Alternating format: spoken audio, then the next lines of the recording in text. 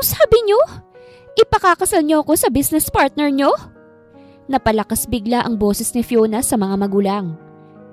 Tama ang narinig mo, Iha. Kailangan mong pakasalan si August para maisalba ang negosyo natin. Hindi, Mama! Ayoko! Mariin niyang sagot. Pakiusap naman, anak. Pumayag ka na lang alang-alang sa papa mo. Ikaw lang ang makakasalba sa negosyo natin na ilang taon naming pinaghirapan. Lalo na ang papa mo. Nakikiusap na sabi ng mama niya. Tama ang mama mo, anak. Kung mahal mo kami, papayag ka sa gusto namin. Napatingin si Fiona sa amang nakahiga. Ang payat-payat na nito. Malayong malayo sa dating itsura. Ngayon, 1 taon na lang nalalabi nito sa mundo at iiwan na sila nito. Mahal na mahal niya ang ama. Kung pwede nga lang kung ganun lang kadaling magpakasal sa taong ni Anino hindi pa niya nakikita, ay ginawa na niya. Ang kaso, hindi ganun kadali. Masyadong mahirap ang hinihiling ng mga ito sa kanya. Humiling na lang ho kayo ng iba, Papa. Wag lang yan. Hindi ko kaya. Pag-isipan mong mabuti, Fiona. Para ito sa inyo ng mama mo. Gusto ko bago ako mawala masiguro ko na hindi kayo maghihirap. Parang hinaplos ang puso niya. Alam niya na kaya yun ginagawa ng papa niya para sa kabutihan nilang mag-ina. Sadyang nahihirapan lang talaga siya. O sige po, Papa. Pag-iisipan ko po pero hindi ako nangangako na papayag na ako sa gusto niyo. Salamat, Iha. Pagkalabas ng kwarto ng ama, dumiretso siya sa balcony. Gusto niyang makasagap ng hangin at marelax ang isipan. Anong plano mo ngayon, Fiona? Pagbibigyan mo ba si Tito? Napalingon si Fiona nang marinig ang boses ng pinsan. Narinig mo palang pag-uusap namin? Oo naiintindihan ko naman ang nararamdaman mo. Mahirap nga naman talagang magpakasal sa taong hindi mo naman mahal at isa pa kasal ang pinag-uusapan dito. Habang buhay ka nang matatali sa isang kasal na wala namang pagmamahal. Yun na nga, Sandra Ano bang gagawin ko ngayon? Hindi ako sang-ayon sa gusto nila, Papa, pero... Pero ano? Pero ayoko siyang biguin. Alam ko naman kung anong hirap ang pinagdaanan niya para lang mapalago ang negosyo na meron kami ngayon. Kaya lang ang hirap Nahihirapan ako. Ano bang gagawin ko, Sandra? Kung ako ang tatanungin mo, siguro pumayag ka na lang. Para naman to sa inyo ni tita Malay mo, mabait naman si August at baka ma-develop ka sa kanya. May point naman ang pinsan niya. Sa bagay wala namang imposible sa pag-ibig. Pero kung papayag siya sa gusto ng mga magulang, papaano na ang lalaking iniibig niya? Oo, may iniibig na siya, si Brian. Schoolmate niya nung college. Ramdam niya na gusto rin siya nito. Nahihiya lang itong magtapat ng pag-ibig sa kanya dahil sa estado ng pamumuhay niya. Ayaw naman ni Fiona na mag-first move, kaya't hinihintay na lang niya ang araw kung kailan ito magtatapat ng pag-ibig sa kanya. Napabuntong hininga na lang siya ng malalim. Gulong-gulo ang isipan. Hindi alam kung anong gagawin. Makalipas ang 3 araw nakatanggap si Fiona ng tawag galing sa kaibigang si Jana. Niyayaya siya nitong mag-night swimming sa Laguna. Birthday daw ng kapatid nito. Dahil gusto niyang makapag-relax at pansamantalang kalimutan ang problemang kinakaharap niya, pumayag siyang sumama sa kaibigan. Pagsapit ng hapon ay sinundo siya ni Jana sa kanilang bahay. Kasama nito ang 2 kaibigan nila na sila Ana at Myla. Mabuti naman at pumayag kang sumama sa amin. Promise mag-e-enjoy ka sa night swimming natin. Oo nga gusto ko ring makapag-relax. Mabuting at naalala mo kong yayain. Oo naman, ko pa ba? Saka alam mo ba, Fiona, maraming boys doon. Malay mo, nandun na rin ang para sa'yo. Hay nako, Jana, wala akong panahon sa mga lalaking ganyan. Ang gusto ko lang makapag-relax at mag-enjoy, yun lang. Malamang dahil hanggang ngayon umaasang ka pa rin kay Brian. Singit ni Ana na ikinapula ng mukha niya. Dapat kasi, Fiona, ikaw nang mag-first move. Kasi sa tingin ko gusto ko rin naman ni Brian. Nahihiya lang yun sa'yo. Or maybe torpe lang talaga siya. Si Myla naman ang nagsalita. Hay naku, kayong dalawa, tigilan nyo na nga ako. Kahit gusto ko si Brian, hindi ako mag-first move. Period. Makalipas ang 1 oras ay nakarating din sila ng Laguna kung saan sila magna-night swimming. Kanya-kanya sila ng kwarto. Inayos muna ni Fiona ang mga gamit bago nagpa siyang lumabas. Habang naglalakad, isang lalaki ang nakabanggaan niya. Kamontik pa siyang matumba. Mabuti na lang ay maagap siyang nahawakan ng lalaki. Ay, pasensya na sir, hindi kita napansin eh. Hinging paumanhin ni Fiona. It's okay, next time be careful. Tugon ito sa buong boses. Hinatid na lang ng tanaw ni August ang papalayong babae. Para bang pamilyar to. Hindi lang niya matandaan kung saan niya ito nakita. Hoy, sino na naman yan tinitingnan mo? Hindi ko siya kilala eh. Nagkabanggaan lang kami rito. Pero parang pamilyar siya sa akin. Hindi ko lang talaga maalala kung saan ko siya nakita. Siyempre, sa dami ba naman ng mga babae mo eh. Natural, hindi mo talaga maaalala mga pangalan nila. So, August Villarreal, sino babae mo ngayon? Nakangising tanong ni Ralph. Sa ngayon, wala. Ayoko muna ng babae. Gusto ko ng katahimikan. Sa tingin ko, hindi mangyayari ang gusto mo. Nandyan na siya eh. Ha? Sinong nandyan? Tumingin ka sa kanan mo. Wala sa loob na tumingin siya sa kanan. Napamura si August nang makitang babaeng papalapit sa kinatatayuan nilang magkaibigan. Oh shit. O siya, maiwan ko na muna kayo. Enjoy August Villarreal. Nangaasar na sabi ni Ralph bago siya iniwan nun. Madilim ang mukha na tiningnan niya si Sarah. Pero baliwala yun sa babae. Bagkus ay abot tenga pa rin ang ngiti nito. Anong ginagawa mo rito? Sinusundan mo ba ako? Hindi niya na itago ang inis na nararamdaman sa babae. Kung sasabihin ko ba na oo magagalit ka ba? Nang uuyam na sagot ni Sarah.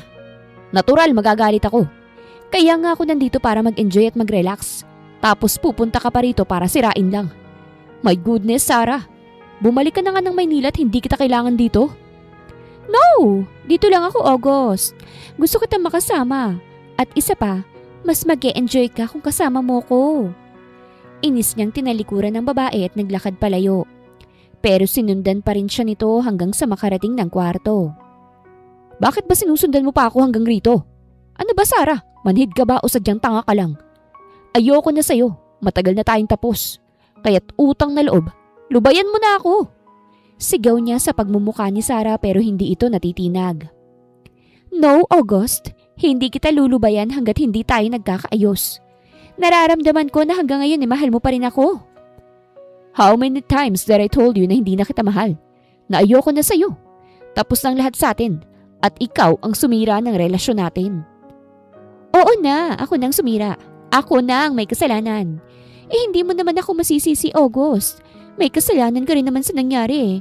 Kung nakontento ka lang sana sa akin, hindi ito mangyayari. Kaya lang hindi. Gusto mo marami kaming babae sa buhay mo. Gusto mo, iba-ibang putahe ang tinitikman mo. Shut up! Wala kang alam. Wala. Umalis ka na nga, Sarah. Bago ko makalimutang babae ka. Alis!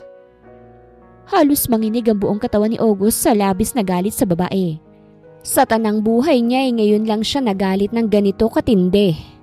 Oo, inaamin niya noon na mahal niya si Sarah. Pero sinira nito ang tiwala niya. Nahuli niya itong nakikipagniig sa isa sa mga kabarkada nito. Nang time na yon, halos magdilim ang paningin niya.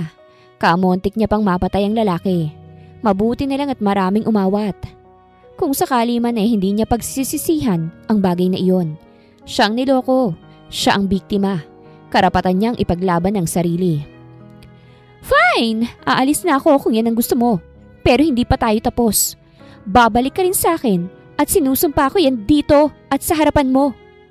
Padabog na lumabas ng kwarto si Sarah.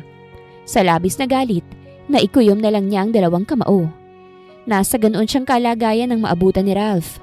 Bakas sa mukha nitong pag-aalala nang makitang itsura niya. Oh, what happened bro? Nag-away ba kayo ni Sarah? Yes. Bakit ganun? Bakit hanggang ngayon pinagpipilitan pa rin niyang sarili niya sa akin? Hindi ba niya nakikita na ayoko na sa kanya? Na isinusuka ko na siya? Hindi, dahil mahal ka niya. Mahal? Kung mahal niya ako, hindi niya ako lolokohin. At mas lalong hindi siya makikipagrelasyon sa barkada niya. Nangyari nang nangyari. Maybe mag-move on na lang kayo pareho. Siguro titigilan ka lang din ni Sarah kapag nakita niyang may pinalit ka na sa kanya. Wait, ano nga palang balita dun sa anak ng business partner mo? Pumayag na bang magpakasal sa'yo? Hindi pa nga eh. Sa totoo lang Ralph, naiinip na ako. Masyadong nag-iinarte ang anak ni Mr. Rodriguez. So what's your plan? Sa ngayon hindi ko pa alam. Pero pagbalik ko ng Maynila, kakausapin ko ulit si Mr. Rodriguez, pati ang anak niya.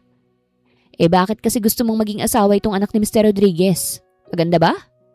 Yes, maganda siya. Pero hindi naman yun ang dahilan. Kung hindi, ano? Gusto ko nang magkaroon ng anak at tagapagmana ng lahat ng ari-arian ko. At higit sa lahat, gusto ko nang tantanan ako ni Sarah.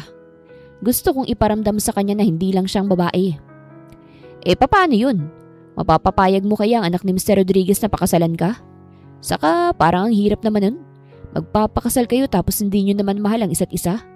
Pareho kayong estranghero at estranghera. Yeah, mahirap talaga. Pero wala namang imposible. Malay mo, ma-develop kami habang nagsasama. Well, may point ka naman. O siya, sige na. Babalik na muna ako sa room ko, mamaya na lang. Nang mapag-isa sa kwarto, sunod-sunod na buntong hininga ang ginawa niya. Buo nang pasya niyang kausapin ulit si Mr. Rodriguez tungkol sa offer niya.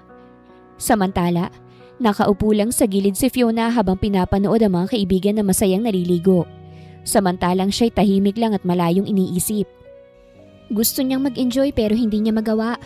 Paulit-ulit niyang naririnig ang sinabi ng mga magulang. Hanggang ngayon, hindi pa rin siya makapagdesisyon kung papayag ba siya o hindi. Kalayaan niya kasi ang nakasalalay rito. Nang mainip, nagdesisyon siyang bumalik ng kwarto. Pagkapasok ay kaagad niyang binuksan ng isang bote ng wine na tinungga ito. Hindi nagtagal ay naubos niyang laman. Nagbukas ulit siya ng isa pa at katulad kanina, naubos ulit ang laman nito. Nakaramdam siya ng pagkahilo, pero hindi niya ito pinansin. Bagkus, lumabas siya ng kwarto para balikan ang mga kaibigan. Pasuray-suray siyang naglakad. Habang naglalakad ay basta na lang siyang natumbat nagdilim ang paningin. Pero bago yun, may narinig siyang boses ng lalaki. Nagising si Fiona sa sinag ng araw na nanggagaling sa bukas na bintana. Nang tingnan niyang suot na relo, ay pasado 10:00 na pala ng umaga. Dali-dali siyang bumangon ngunit napasigaw siya nang makitang lalaking katabi. Wala itong kahit na anong saplot maliban sa kumot na nasa paanan nito. Ah! Sigaw niya dahilan upang magising ang lalaki. Nanlaki ang mga mata nang makitang kahubaran niya. Sa labis na inis, pinagbabato niya ito ng unan saka mabilis na binalabal ang kumot na naroroon. Sino ka? Magkasabay pa nilang tanong sa isa't isa. Pwede ba? Huwag mong gayahin ang tanong ko. Sino ka at bakit ka nandito sa kwarto ko? Sandali lang, miss. Huminahon ka nga muna. Mag-uusap tayo ng maayos, yung hindi nagsisigawan. Paanong hinahon? Tingnan mo nga yung mga itsura natin. Sabihin mo sa akin, anong ginawa mo? Nirape mo ba ako? Nag-aapoy ang mga mata ni Fiona habang nakatingin sa mukha ng lalaki. Of course not! Sinungaling! Kung hindi mo ako nirape, paano mo sa akin ipaliliwanag kung bakit parehas tayong nakaubad? Oo, may nangyari sa atin last night. Pero hindi kita ginalaw ng sapilitan, ano? Hayop ka! Walang hiya ka! Sinamantala mo ang kalasingan ko. Ilang taon kong iningatan ang pagkababae ko. Tapos darating ka para kunin ang walang kahirap-hirap. Nanghihina siyang napaupo sa malamig na sahig. Hindi niya mapigilan ng umiyak. Hindi niya matanggap na sa isang iglap lang, wala ng pagkababae niya. Kinuha ito ng isang estranghero. Wait, let me explain. Unang-una, hindi ko kinuha sa iyo ang pagkababae mo. Kusa mo itong ibinigay sa akin. At sino ba ako para tanggihan ka, no? Sinungaling! Kahit lasing ako, hindi ko yun magagawa. Ang sabihin mo, sinamantala mo kalasingan ko. Di ka na naawa sa akin? Paano na ako ngayon, ha? Oh, really? Gusto mo bang makita na nagsasabi ako ng totoo? Nakangisi siyang tinitingnan ng lalaki. Anong ibig mong sabihin? Anong makitang sinasabi mo? Kinuha ng lalaki ang cellphone na nakapatong sa center table na naroroon. May hinahanap ito. Nang makitang hinahanap, ay inabot to sa kanya. Ano yan? Kinakabahan niyang tanong. Kung gusto mong malaman, panoorin mong mabuti. Bagaman nag-aalangan ay sinunod pa rin ni Fiona ang sinabi ng lalaki. Unti-unti niyang tiningnan ng screen ng cellphone kung saan may videong nakaplay. Halos manlaki ang mga mata ni Fiona nang makitang video. Hindi siya makapaniwala na magagawa niya yun. Inis niyang hinarap ang lalaki na abot tenga ang ngiti. See? Nagsasabi ako ng totoo. Gusto ko lang malaman mo na hindi mo ito kwarto. Kwarto ko ito. Sinungaling ka! Alam kong edited ang video na yan. Makikita mo, idedemanda kita at sisiguraduhin kong mabubulok ka sa bilangguan. Mabilis ang kilos na hinagilap niya ang mga damit. Nang makita, walang pakialam na nagbihis siya sa harapan ng lalaki. Wala na siyang maitatago. Nakita na nito at kinuha ang isang bagay na pinaka-iingat-ingatan niya. Nang matapos ay padabog siyang lumabas ng kwarto nito. Nang makapasok sa kwarto niya, ay kaagad siyang nahiga sa kama. Napaiyak na lang si Fiona nang maalala ang video. Kitang-kita doon na siyang naunang humalik sa lalaki, na naging dahilan upang may mangyari sa kanilang dalawa. Wala siyang maalala sa mga nangyari. Simula nang makauwi ay lalong naguluhan si Fiona. Hindi alam kung anong gagawin lalo na't patuloy ang pangungulit ng mga magulang. Isang hapon, maasinsinan siyang kinausap ng mga magulang. Kinakabahan siya lalo na't seryoso ang mga ito. Ano po bang pag-uusapan natin? Nag-usap na kami ng mama mo at napagdesisyonan namin na hindi ka napipilitin. Kung ayaw mong pakasalan si August, maluwag naman namin yung tatanggapin. Napag-isip-isip namin ng papa mo na unfair nga naman sa'yo. Malaki ka na at may sariling desisyon. Patawarin mo kami anak kung naisipan namin na ipakasal ka kay August. Huwag kang mag-alala at hindi kami galit sa'yo. Salamat po. Salamat po sa pangunawa. Nayakap na lang niya ang mga magulang sa labis na tuwa. Ngayon makakahinga na siya na maluwag. Wala na siyang iisiping problema. Samantalay nakatanggap ng tawag si August galing sa mag-asawang Rodriguez. Gusto siyang makausap ng mga ito. Pagkagaling sa opisina ay dumiretso na siya sa mansyon ng mga Rodriguez sa Ortigas. Eksaktong 4:00 ng hapon nang dumating siya ron. So, Mr. and Mrs. Rodriguez, kaya niyo ba ako pinapunta rito para sabihin sa akin na pumapayag ng anak niyo na pakasalan ako? Sa totoo lang August ginawa na namin ang lahat para mapapayag siya na pakasalan ka. Pero ayaw talaga ng anak namin. Kaya't nagdesisyon kaming mag-asawa na hindi na matutuloy ang kasal ninyo. What? No! Hindi ako papayag, Mr. Rodriguez. Pasensya na August. Ayaw naman naming pilitin sa isang bagay ang anak namin. Ayaw namin na dumating ang araw na kasusuklaman niya kami. Dahil naging kontrabida kami sa buhay niya. Malumanay na sabi ni Mrs. Rodriguez. I understand, but... Nabitin sa ere ang sasabihin ni August nang bumukas ang pintuan at iluwa ang isang babae. Hindi siya maaaring magkamali. Ito ang babaeng naka-one night stand niya. Sino siya? Tanong niya sa mag-asawa. Siya ang anak namin, si Fiona. Sagot ni Mr. Rodriguez. Kapag umaayon nga naman sa akin ang pagkakataon. So ikaw pala si Fiona, ang anak nila Mr. and Mrs. Rodriguez, ang soon-to-be wife ko.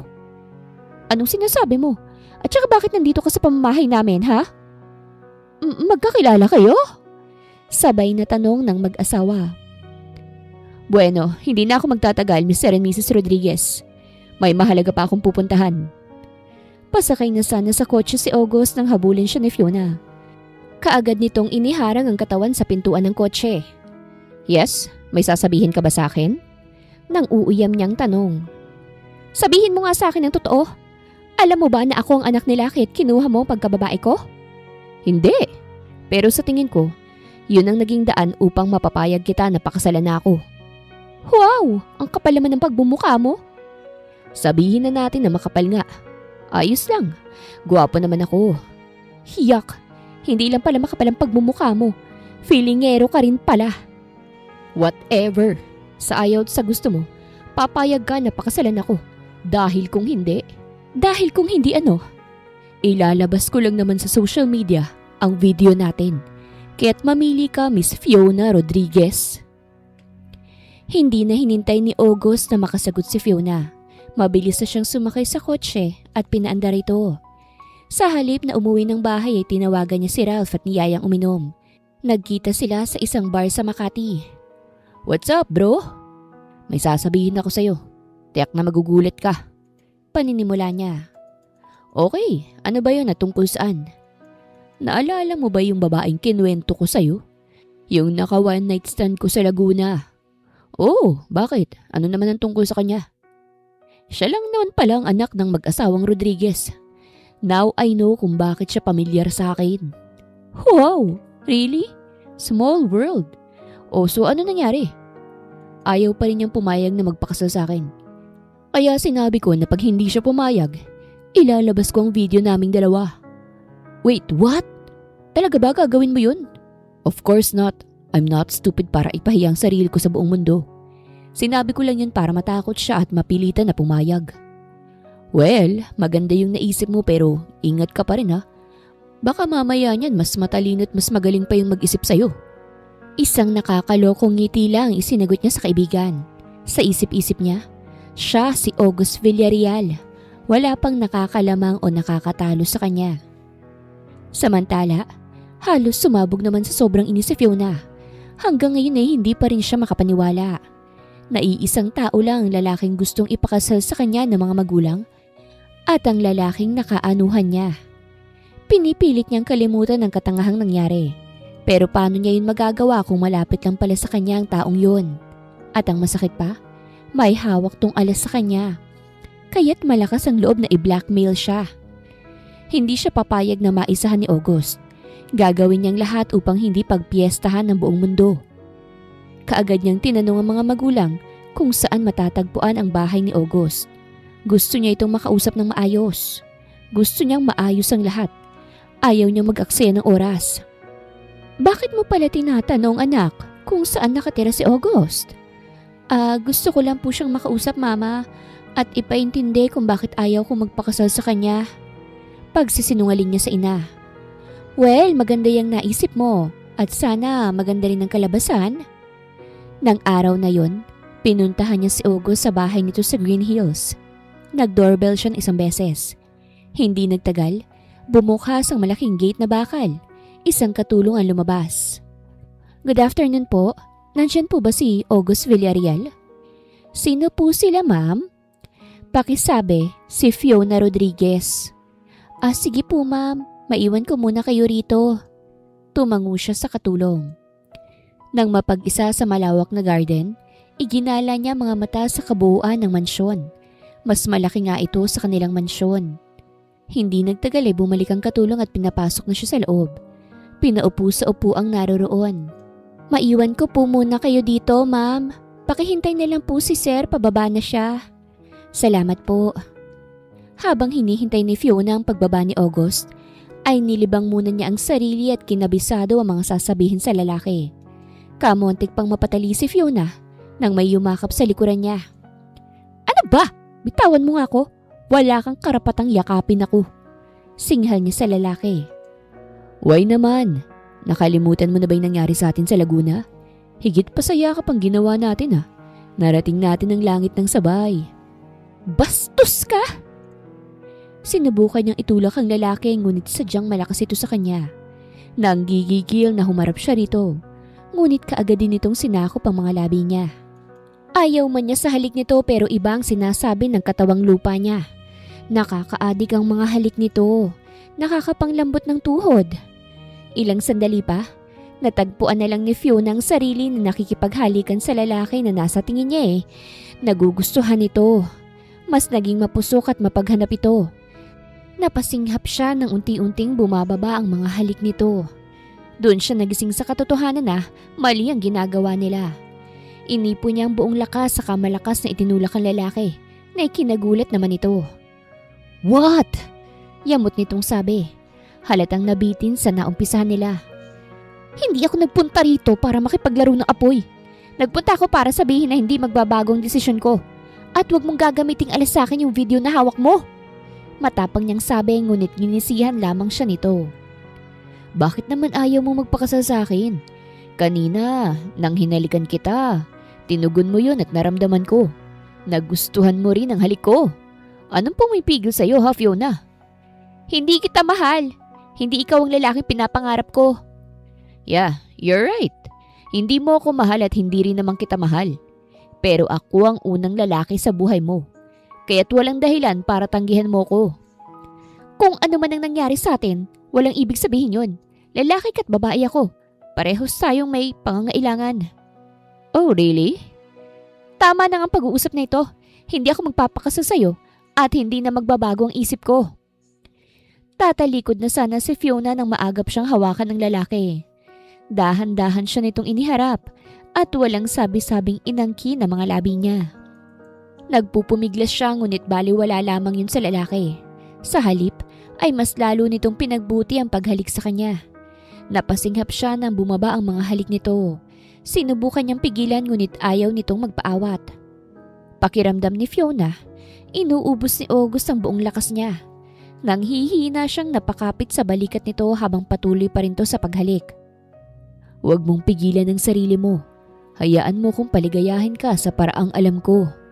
Pabulong nitong sabi. Hindi siya nakasagot. Naiinis siya sa sarili. Dahil bakit ganon? Bakit wala siyang lakas ng loob na pigilan si August sa ginagawa nito sa kanya? Bakit pinagkakanulo siya ng sariling katawan?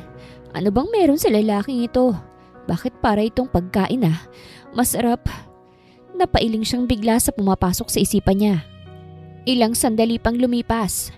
Naramdaman niya nang buhatin siya ni August.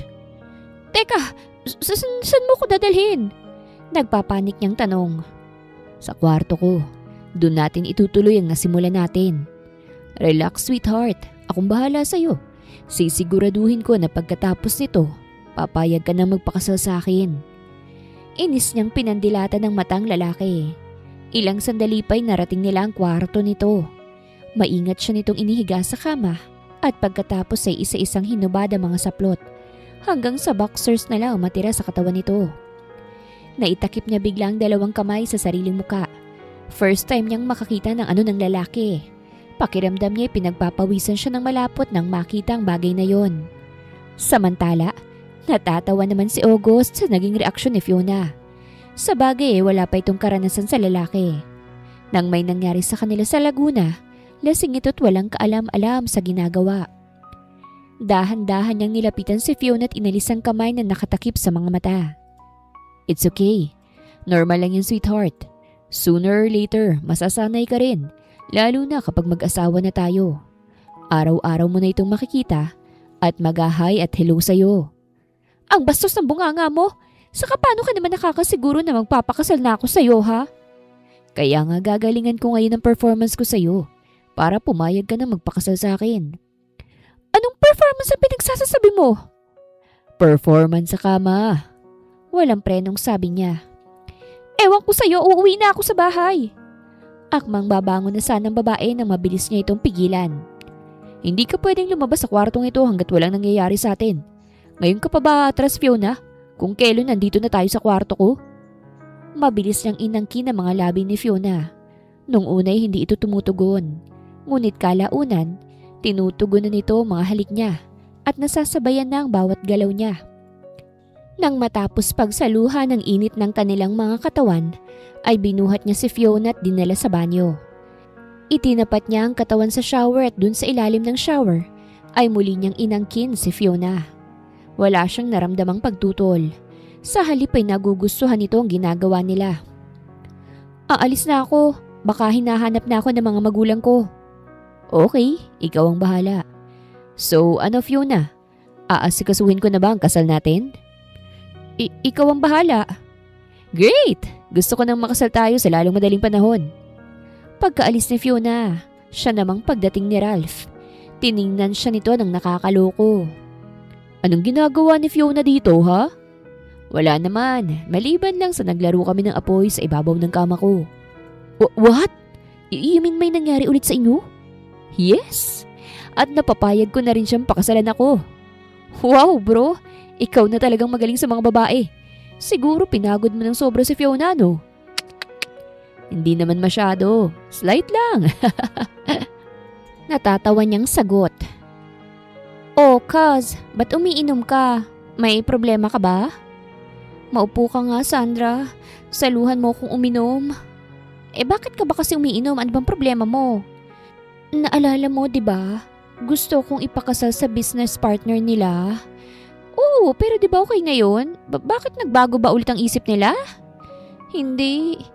Ako ngang may kasalanan, Sandra eh. Nang sumama ako na mag-night swimming kila Jana, may naka one night stand ako roon. What? Sino? Nakilala mo ba? Hindi ko siya kilala pero kahapon nagpunta siya rito sa bahay at nalaman ko na siya pala si August Villarreal. Ang lalaking gustong ipakasal sa akin nila Papa. Oh my goodness. Small world. So ano nangyari? Nag-usap ba kayo? Ano sabi niya? Gusto niyang ituloy pa rin ang kasal dahil sa oras na tumanggi ako, ipapakalat niya yung video namin. Ano? May video kayo? Smiyo naman Fiona, laking problema nitong pinasok mo. Malay ko ba namang siya yun? Na habang nag-aanuhan kami, kinukuhanan niya ng video. So ano nga nangyari? Naayos mo ba yung problema? Pinuntahan ko siya kanina sa bahay niya para kausapin. Pero iba yung nangyari eh. May nangyari ulit sa amin, Sandra.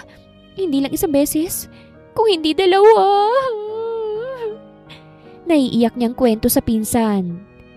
Grabe ka, Kas. Ang rupok mo naman. Siguro sobrang yaman nitong si August kasi bumigay ka ulit sa kanya eh. Saglit siyang natahimik sa sinabi ni Sandra. Tama naman to. Sobrang yaman nga naman talaga ni August. At hindi lang yon. Magaling din itong makipaglaro sa ibabaw ng kama. At siya naman si Marupok, nagpadala sa gusto nito. Kahit ayaw niya ay kailangan niya magpakasal. Wala na siyang mukhang maihaharap sa lalaki. Naangkin na siya nito ng 3 beses. Ayaw naman niyang mabuntis ng walang amang anak niya. Hoy, natahimik ka riyan. Siguro na-imagine mo yung daring moment niyo, no? Hindi ah. So ano nang mangyayari? Magpapakasal ba kayo o hindi? Magpapakasal? Wala naman akong ibang choice, saka ayoko namang mabuntis ng walang amang anak ko. Ayokong machismis at pag-usapan dito sa atin. Malungkot nga lang kasi wala nang chance na maging kami ni Brian. Asus, hayaan mo na si Brian. Torpe naman yun eh. Diyan ka na lang kay Papa August, yamin at magaling pa. Kinikilig pa nitong sabi. Hoy Sandra, yung bunganga mo. Saway niya sa pinsan. Wala nang sinayang na oras si August. Kaagad niyang inasikaso ang kanilang kasal ni Fiona. Siniguro niyang enggrande yon at pag-uusapan ng buong mundo. Minsan lang siyang ikakasal kaya't gusto niya. Perfect! Isang tanghali habang busy sa trabaho, bigla na lang sumulpot sa opisina si Sarah at galit na galit. Ano itong nakarating na balita sa akin ah? Ikakasal ka na? Totoo ba ito ha August? Galit nitong tanong. Yes, totoong ikakasal na ako. No! Hindi yan totoo. Hindi ka pwedeng ikasal sa ibang babae. Sa akin ka lang, August. Ako lang nag-iisang babae na nararapat para sa'yo. Noon yun, Sarah, nang hindi mo pa ako niloloko. Hindi na ngayon dahil nagising na ako sa katotohanan. Kung wala ka nang sasabihin, pwede ka nang umalis. Busy ako. Pagtataboy niya sa babae. No, hindi ako alis dito hanggat hindi tayo nagiging okay. Patawarin mo na kasi ako, August. Nagsisisi na ako, promise. Hindi ko na yun uulitin. Minsan mo na akong niloko. At minsan mo na ring sinira ang tiwala ko sa'yo. Kaya kahit anong gawin mo, hindi mo na maibabalik ang tiwala ko. Nagulat si August nang basta na lang lumuhod sa harapan niya si Sarah, habang paulit-ulit na humihingi ng tawad. Gusto niyang patawarin si Sarah pero masyadong masakit ang ginawa nito. Siya ang tipo ng tao na kapag nasira ang tiwala, mahirap nang ibalik.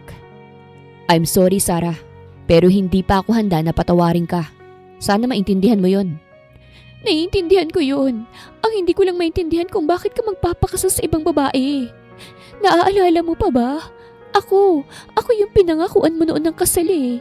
Kaya hanggang ngayon umaasa pa rin akong matutupad ang pangako mo na yun. Yeah, you're right. Pinangakuan nga kita ng kasal dahil akala ko tapat ka sa akin. Pero hindi pala. Saglit lang akong nawala. Pinagpalit mo ko kagad sa iba. At sa barkada mo pa talaga.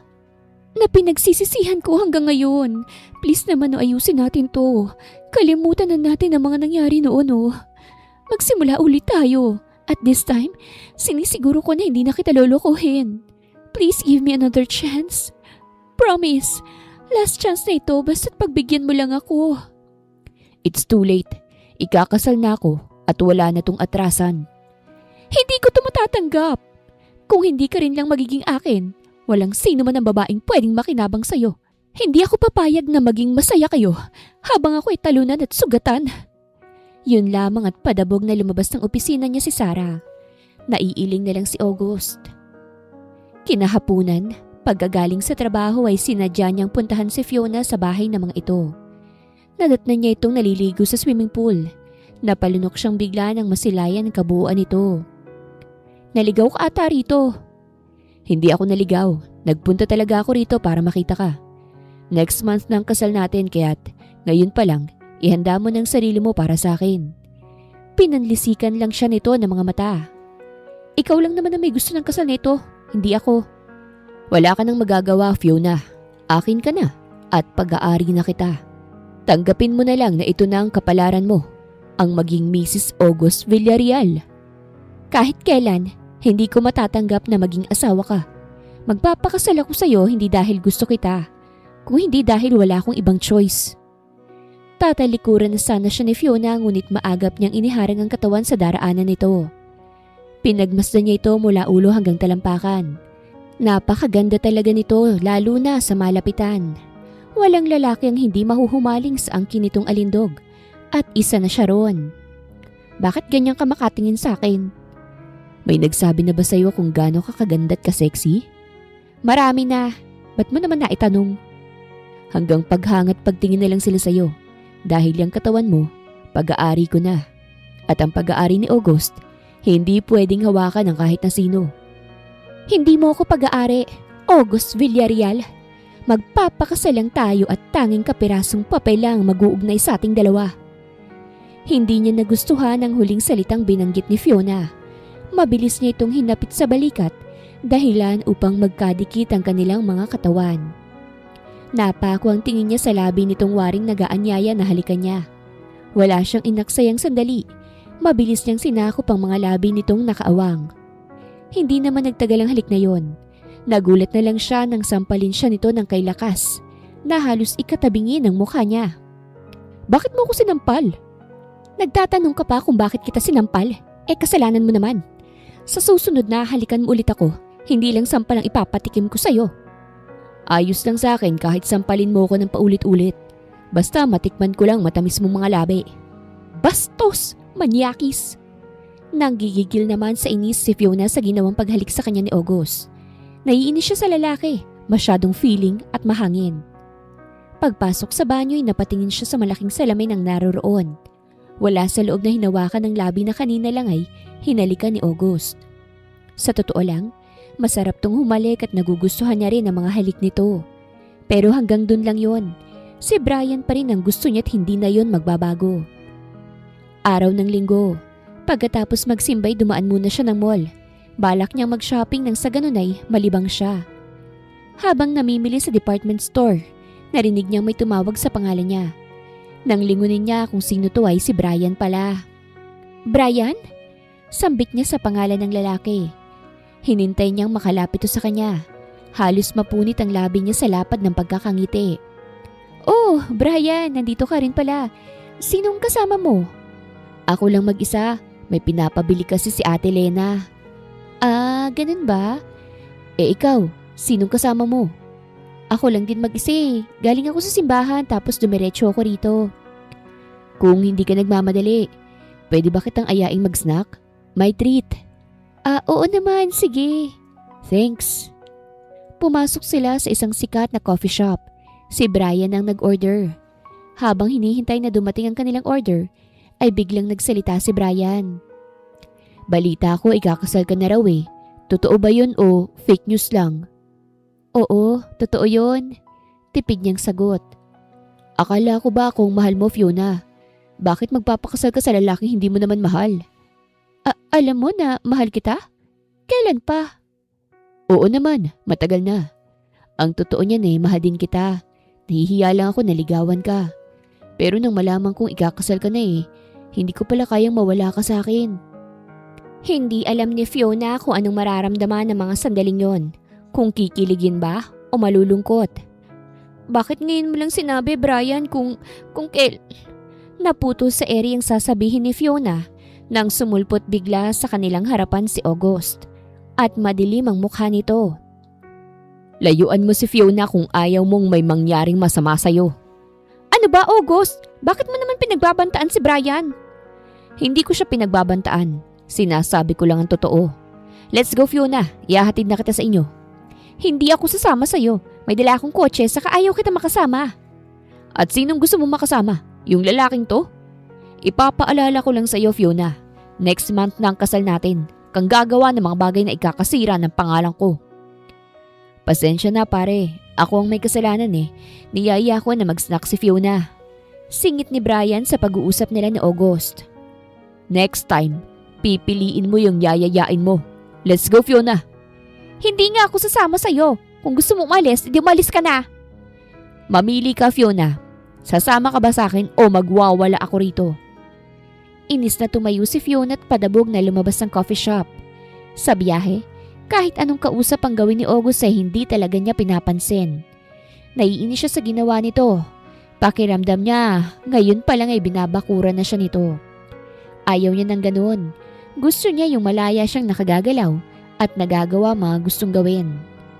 Pagkarating ng bahay ay bababa na sana siya nang mabilis siyang pigilan ni August. Nagkatitigan silang dalawa pero sa huli, siyang naunang nagbawi. Kausapin mo naman ako, Fiona.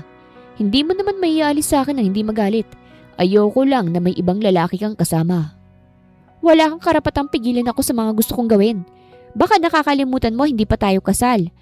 At kahit maikasal tayo, gagawin ko pa rin ang mga bagay na gusto kong gawin. Hindi mo ako mapipigilan. Gawin mo kung anong gusto mo maliban lang sa isang bagay. Ang sumama at makipag-usap sa lalaki. Nagsiselos ka ba? Hindi ako nagsiselos. Ayoko lang maagawan ng isang bagay na pag-aari ko na.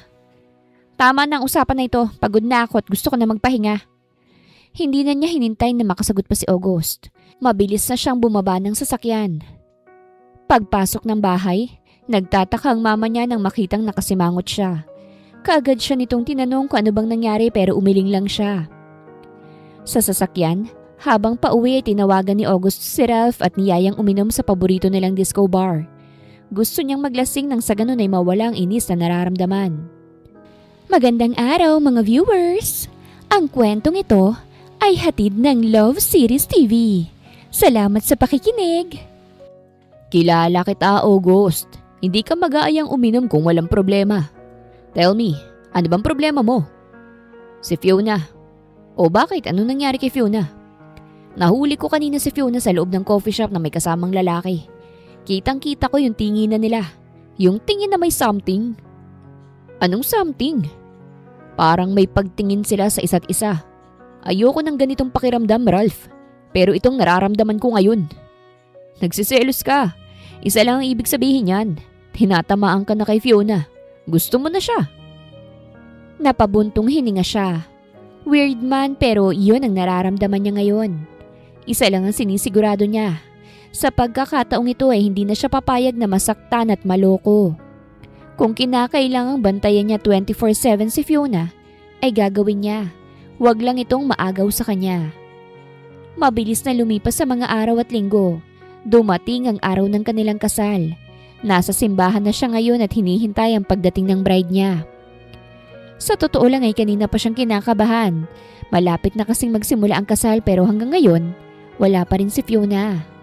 Ayaw niyang mag-isip ng negative pero hindi maiwasan. Paano kung hindi siya siputin ni Fiona? Papaano kung nagbago ang isip nito? Papaano kung sumama na ito sa ibang lalaki at sa mga oras na ito, malayo ng dalawa? Ayaw niyang mapahiya sa mga taong naroroon dahil isang malaking kahihiyan yon sa pagkatao niya. Kaya niyang tanggapin ang kahihiyan. Ang hindi niya kayang tanggapin ay ang maiwan sa ere. Hey, relax bro. On the way na yun. Baka na traffic lang. Pagpapagaan ni Ralph sa kalooban niya. Hindi mo maiaalis sa akin ng kabahan. 10 minutes na lang magsisimula ng kasal. Pero until na wala pa rin si Fiona. Relax, darating din yun, okay? Ayokong mag-isip ng kung ano-ano, pero hindi ko maiwasan. Oh, ayun na pala yung bride mo eh. Turo ni Ralph. Nakahinga siya ng maluwag nang makita si Fiona. Hindi niya maiwasan ang hindi humanga kay Fiona Napakaganda nito ngayon sa suot na wedding dress. Nang magtagpo ang kanilang mga matay, nginitian niya ito. Ngunit nanatili itong seryoso. Habang kinakasal sila, ay lumilipad naman ang isip ni Fiona. Wala siyang maintindihan sa sinasabi ng pare. Kanina nga'y nagdadalawang isip siya na pumunta sa simbahan, pero kinausap siya ng mga magulang. Dahil dito, nagbago ang isip niya. Nang tingnan niya si August ay nakangiti ito at mabilis lang sumagot ng I do, na para bang gusto nitong nangyayaring kasal ngayon. Dahil dito, mas lalo siyang nahulog sa malalim na pag-iisip. Narinig na lang niyang nagpalakpakan ng mga taong naroroon, na ang ibig sabihin, tapos na ang kasal. Humarap sa kanya si August at ginawaran siya ng halik sa pisngi. Nang matapos ang kasal, ay dumiretso na sila sa hotel kung saan ang venue ng reception. Maraming bisitang nandoroon. Isa-isa siyang pinakilala ni August sa mga bisita. Maghahating gabi na nang makauwi sila sa mansyon ni August. Pagpasok ng kwarto, dun lang ito nagsalita. "Mauna ka nang mag-shower, may tatawagan lang ako sa baba." Hindi siya sumagot. "Masanay ka na rito dahil simula ngayon, ito na ang bagong bahay mo kasama ako." "Ilang taon tayong magsasama bilang mag-asawa?" "Hanggang sa huling hininga natin dito sa mundo. Akin ka na, Fiona. Asawa na kita ngayon at pag-aari na kita. Kahit kailan hindi mo ako magiging pag-aari.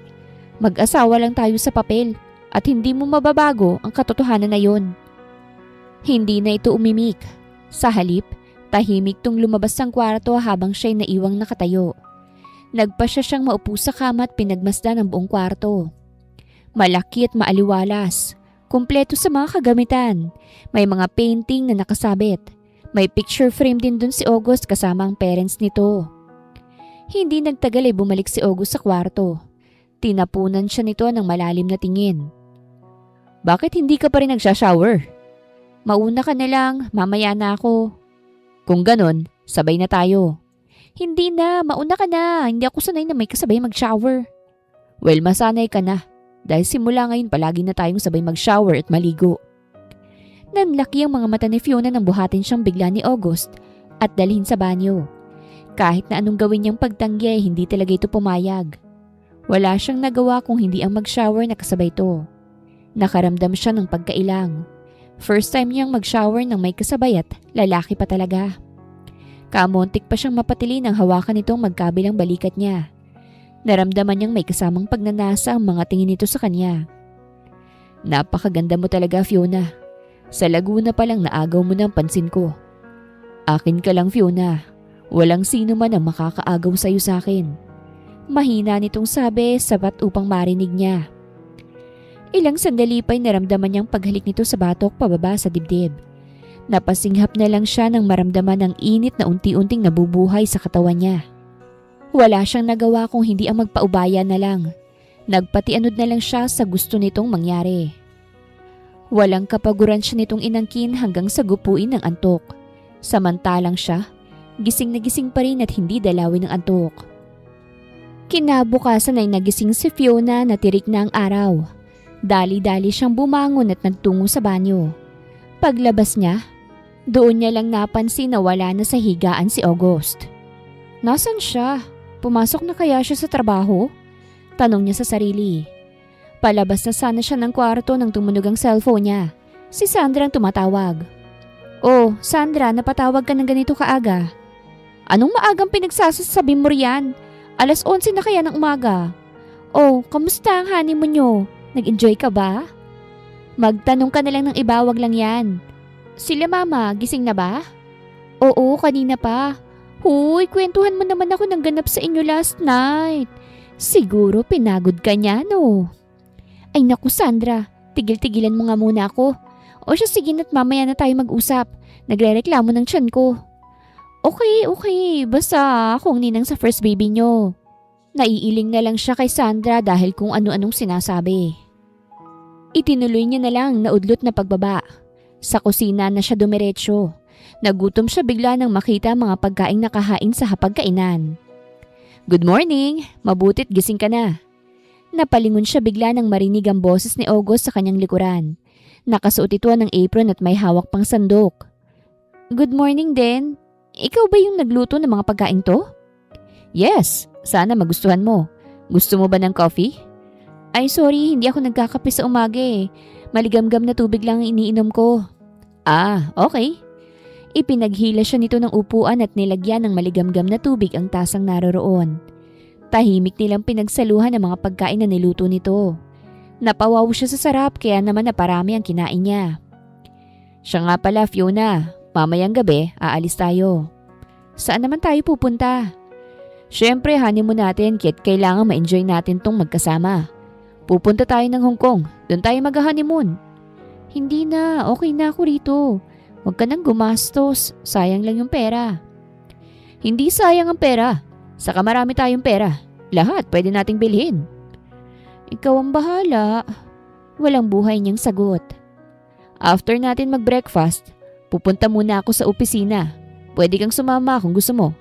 O dito ka na lang sa bahay para makapagpahinga ka pa. Dito na lang ako.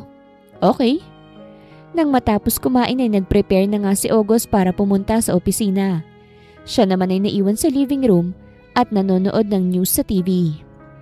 Hinintay muna niyang makaalis si August saka bumalik sa kwarto. Inaantok pa kasi siya at gusto niyang matulog ulit. Paakyat na sana siya ng kwarto nang lumapit ang isang katulong at sinabing may bisitang dumating. Sino pong dumating? Si Ma'am Sarah po at hinahanap si Sir. Ang sabi ko nga po ay wala rito. Ayaw maniwala. Sino po ba si Sarah? Dating girlfriend po yun ni Sir. Nasa may pool po siya at hindi raw aalis hanggat hindi kinakausap ni Sir. O sige po, ako na nga harap sa kanya. Bumalik na po kayo sa kusina. Salamat po, Ma'am. Pakiramdam ni Fiona ay nawalang antok nang makitang isang babaeng nakatayo sa gilid ng pool. Nakasuot ito ng skirt at nakalugay ang mahabang buhok. Tumikhim siya ng 3 beses para ipagbigay alam ang presensya. Nilingon siya nito at pinagmasdan ng matagal. And who are you? Ako si Fiona. Fiona who? Mrs. Fiona Rodriguez Villarreal, ang asawa ni August. Nakaramdam siya ng inis sa babae, lalo na nang taasan siya nito ng kilay. Oh, ikaw palang laruan ni August? I'm Sarah Rosales, girlfriend ni August. Excuse me, ang sabi ko asawa ni August, hindi laruan. Laruan ka lang niya, dahil akong mahal niya at akong pakakasalan niya. I'm sure na peke lang naman ang kasal niyo. Hindi peke ang kasal namin.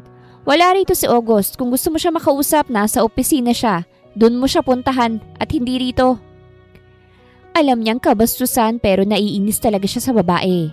Inis niya itong tinalikuran ngunit maagap nitong hinawakan ng isang kamay niya.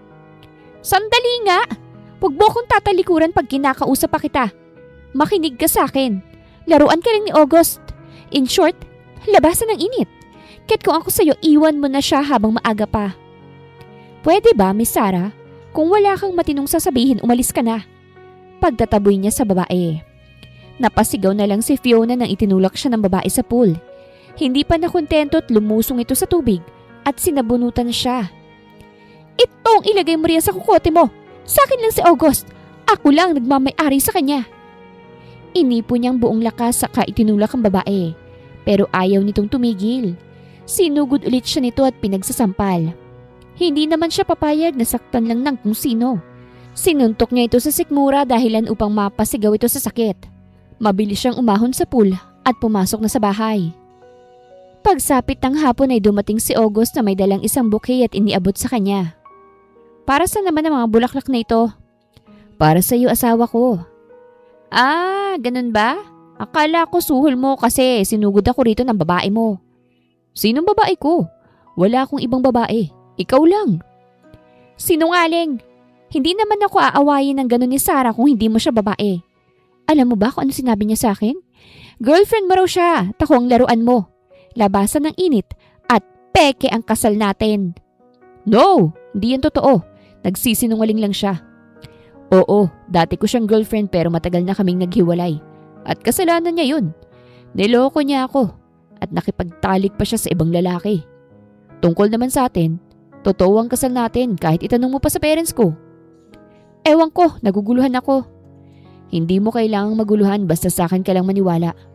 Siya nga pala, naghanda ka na ba ng mga dadalhin mo mamaya? Sorry pero hindi ako sasama. Huwag mo na akong pilitin. Buo ng desisyon ko at hindi na yan magbabago. Dahil ba sa nangyari? Okay, I understand. Hayaan mo, kakausapin ko bukas si Sarah. At pinapangako ko, hindi ka na ulit niyang masasaktan. Wala naman akong pakialam kung babae mo siya at kung peke ang kasal natin. Pero sana sinabi mo sa akin para hindi ako nagugulat at sinusundo dito ng babae mo. Hindi ko nga babae si Sarah. Ikaw lang ang babae ko at sapat ka na sa akin. Hindi siya kumibo. Nanatili lang siyang nakaupo. Maya-maya ay tumayo siya at lumabas ng kwarto pero sinundan siya ni August. Saan ka pupunta? Uuwi na muna ako sa amin. Siguro, doon muna ako ng mga ilang araw. What? Iiwan mo ako rito mag-isa? Wow, ang OA ng reaksyon mo ah. Bakit? Dati ka namang nag-iisa rito ah. Dati yun, hindi na ngayon. Saka magkaiba yun. Hindi ako papayag na iwan mo ako rito. Baka nakakalimutan mo, kakakasal lang natin ha. At may obligasyon ka sa akin. Dapat kung nasan ka, nandun din ako. Anong ibig mo sabihin? Sasama ako sa'yo. Napairap na lang si Fiona sa sinabi ni August. At mukhang hindi nga ito nagbibiro. Wala ngang nagawa si Fiona kung hindi ang isama ito sa kanila. Tuwang-tuwa pang mga magulang niya nang makita sila. Saglit silang nagkwentuhan sa living room. Nang matapos, umakyat na siya sa kwarto niya. Oh, ba't nandito ka? Kung gusto mo magpahinga dun ka sa guest room. Mataray niyang sabi. May mag-asawa bang magkahiwalay ng kwarto? Saka honeymoon pa natin ah. Mag-honeymoon kang mag-isa. Fiona, please wag na tayong mag-away. Ayoko ng ganito. Promise bukas kakausapin ko si Sarah at hindi na mauulit ang nangyari kanina. Please pagkatiwalaan mo naman ako bilang asawa mo. Isa lang naman ang gusto ko ang maging masayang pagsasama natin. Kung gusto mong matulog dito sa kwarto ko, diyan ka sa sofa. Pero kung ayaw mo naman, o edi dun ka sa guest room. Kinabukasan bago pumasok sa opisina, ay pinuntahan muna niya si Sarah sa kondo nito. Abot tengang ngiti nito nang makita siya. Sinasabi ko na nga be, hindi mo ako matitiis, babalikan mo rin ako. Hindi ako nagpunta rito para balikan ka. Nandito ako para kausapin ka tungkol sa ginawa mo kay Fiona. Sa susunod na saktan mo pa ulit siya, ako ang makakalaban mo. Kilala mo ako, Sarah. Masama akong magalit.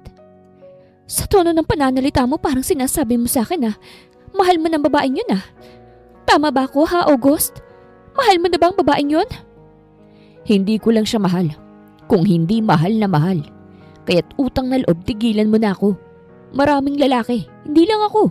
Umanap ka na lang ng para sa'yo. Huwag mo na akong guluhin. Hindi, ikaw lang ang nag-iisang lalaki na minahal ko ng ganito. At hindi ako papayag na mapunta ka sa iba. Kung gusto mo gawin mo akong kabit, ayos lang sa akin. Basta makasama lang kita. Kilabutan ka nga sa mga sinasabi mo. Mahal kong asawa ko at hindi ko siya lolokohin. Bakit, August? Hindi mo ba namimiss sa mga halik ko? Ang mga haplos ko sa katawan mo. Kasi ako namimiss ko na yun. At gusto kong maramdaman ulit. Lalo na ang init ng iyong katawan.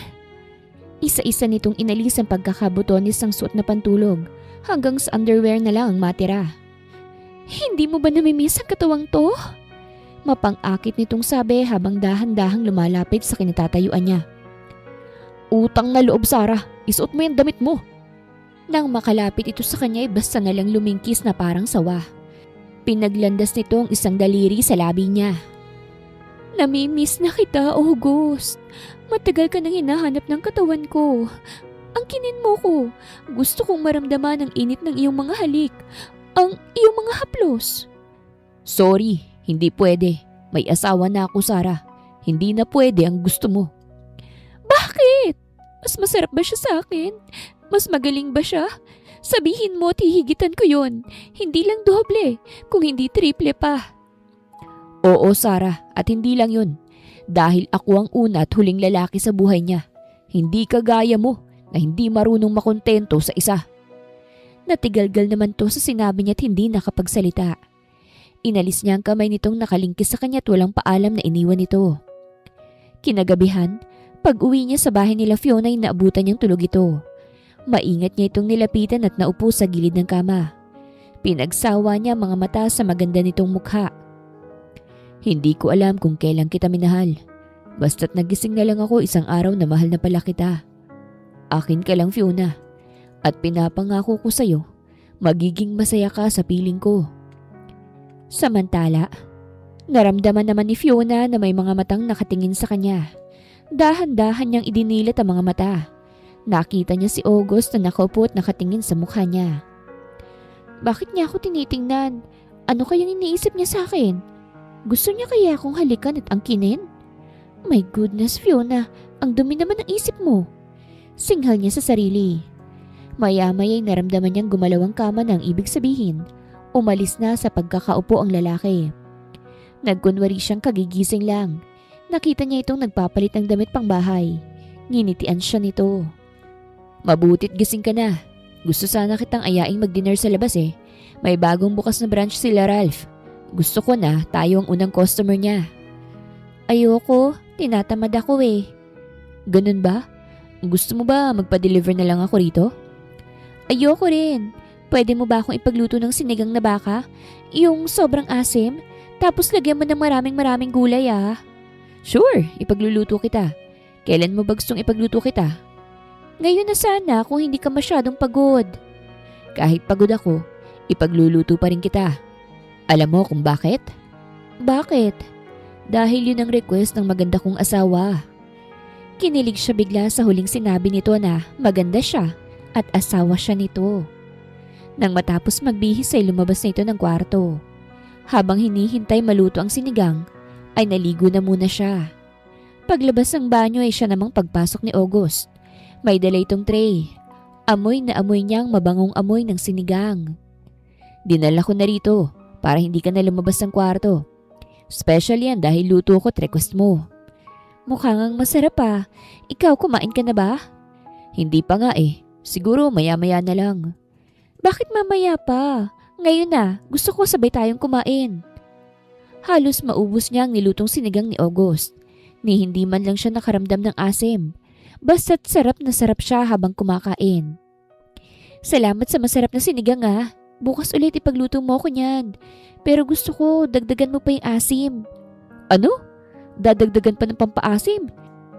Sobrang asim na nga niyan. Di kung ayaw mo idiwag. Kay mama na lang ako magpapaluto. Hindi naman sa ayaw. Ang sinasabi ko lang. Shh! Ayoko nang makarinig ng ingay. Lumabas ka na nga sa kwarto ko at huwag kang babalik rito hanggat hindi ko sinasabi. Inis niyang tinalikuran ng lalaki at nagtungo sa balcony. Naiiling na lang na lumabas ng kwarto si August. Akala pa naman niya'y ayos na silang dalawa. Pero nang dahil sa sinigang, nainis pa ito sa kanya. Tama naman kasi siya. Sobrang asim na ng sinigang na niluto niya. Tapos gusto nito dagdagan pa niya ng asim. Baka ang mangyari hindi na makain sa sobrang kaasiman. Nagpalipas muna siya ng ilang oras sa living room. Nang hindi pa rin siya tinatawag ni Fiona, ay nagpa siya siyang doon na lang matulog. Ang sabi kasi ni Fiona ay tatawagin na lang pag pwede na siyang pumasok. Ayaw naman niyang suwayin to't baka tuluyan ng magalit sa kanya. Nagising bigla si August nang may tumama na kung anong bagay sa mukha niya. Nakita niya si Fiona na masamang nakatingin sa kanya. Ikaw ba yung bumato sa akin? Oo, ako. Bakit may reklamo ka? Bakit mo naman ako binato? Pwede mo naman akong gisingin kung may kailangan ka sa akin. Sorry na, hindi ko sinasadya. Masakit ba? Medyo. Bakit kasi ang tagal mong pumasok sa kwarto? Kanina pa kita hinihintay doon ah. Ang sabi mo kasi hindi ako pwedeng pumasok hanggat hindi mo... Shh! Okay na. Sorry na, nabigla lang ako. Bati na tayo, please. Hindi naman ako galit sa'yo. Nagulat lang kasi... Nabitin sa eryang sasabihin ng takpan nitong bibig niya gamit ang isang daliri. Nang nagtama ang kanilang mga mata, walang may gustong kumurap. Kiss me. Mahina nitong sabi sapat upang marinig niya. Tama bang narinig ko? Inuutusan mo ko na halikan ka? Naninigurado niyang tanong. Oo, ayaw mo ba? Abay syempre gusto. Ano pang hinihintay mo dyan? Halikan mo na ako, bilis! Bago pa magbago ang isip ng asawa ay mabilis na niyang sinakop ang mga labi nito. Nakaagad naman itong tinugon. Ilang sandali pa'y palalim ng palalim ang kanilang halikan.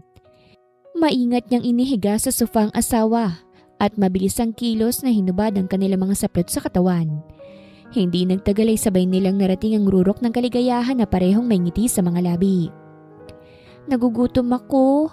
Pwede mo ba akong bilhan ng apple mango? Apple mango? Sa madaling araw? Oo, bakit? Bawal ba? Hindi naman, kaya lang sarado pa ngayon ang grocery store eh. Gusto mo, mag-request ka na lang ng iba? Ayoko ng iba, yun nga yung gusto ko eh. Okay. O sige, lalabas ako. Titingnan ko sa palengke kung bukas na. Talaga? Thank you. Tuwang-tuwa siya nitong niyakap sabay halik sa pisngi. Hinagilap niya ang susi ng kotse.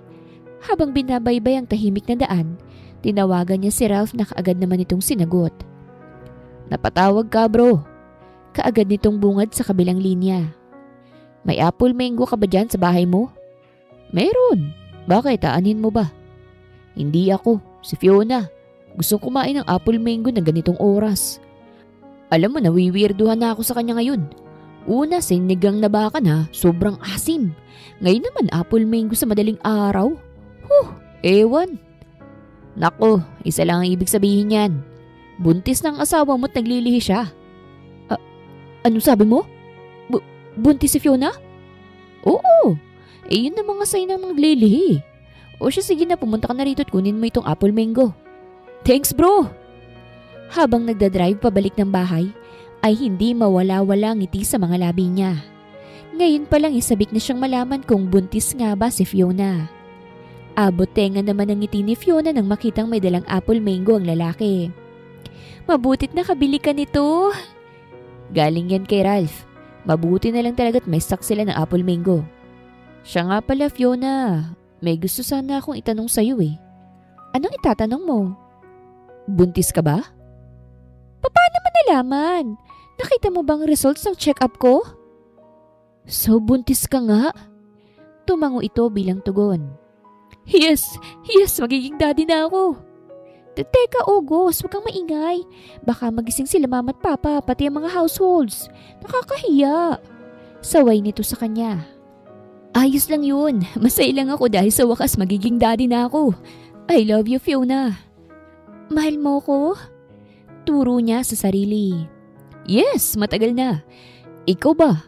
Mahal mo ba ako? Balik tanong nito sa kanya. Oo, matagal na rin.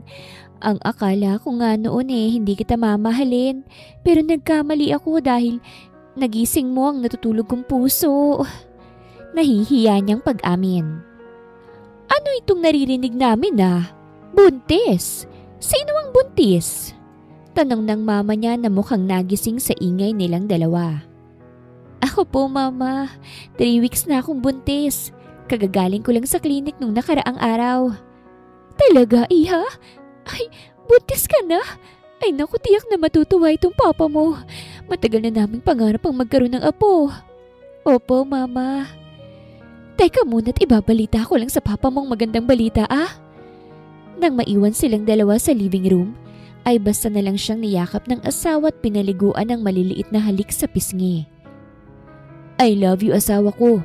Salamat sa Panginoon at dumating ka sa buhay ko. Akala ko noon tuluyan na akong mag-iisa doon.